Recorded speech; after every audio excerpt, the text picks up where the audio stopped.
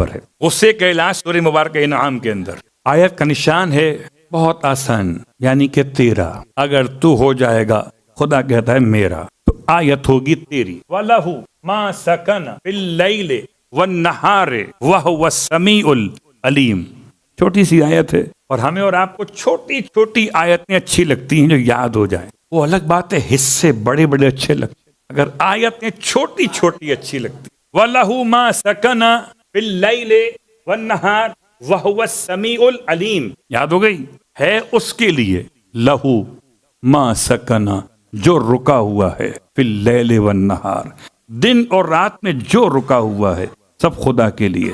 وَهُوَ السَّمِيعُ الْعَلِيمُ، وہی سننے والا بھی ہے، وہی جاننے والا بھی. اس آیت کے کرامتیں اتنی ہیں، اس کو میں غصے کے علاج کی آیت کہوں، آیت دفع غضب کہوں، آیت دفع خشم کہوں، آیت دفع خشم اور غضب کے علاوہ سکون حاصل کرنے کی آیت کہوں.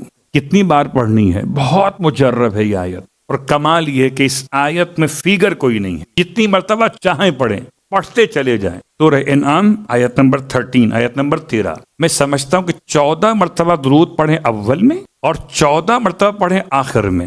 جب درود اس سے کور کرے گا 14 کا مل کر، تو یہ 13 کام کی ہو جائے گی. اور کم از کم اس آیت کو 13 مرتبہ پڑھ لیجیے، کیونکہ ہمارے اور آپ کے درمیان جو ہے وہ جب تک فیگر کوئی خود سے نہ بیان کی جائے، سمجھتے لگتا ہے کوئی دوا تو دی ہے مگر یہ لکھا ہی نہیں کھانی کتنی دفعہ صلوات پڑھے محمد و آل محمد. تو اس میں علماء نے بیان نہیں کیے، میں اپنی طور سے کہہ رہا کہ 14 مرتبہ درود اول اور 14 مرتبہ آخر کا درود.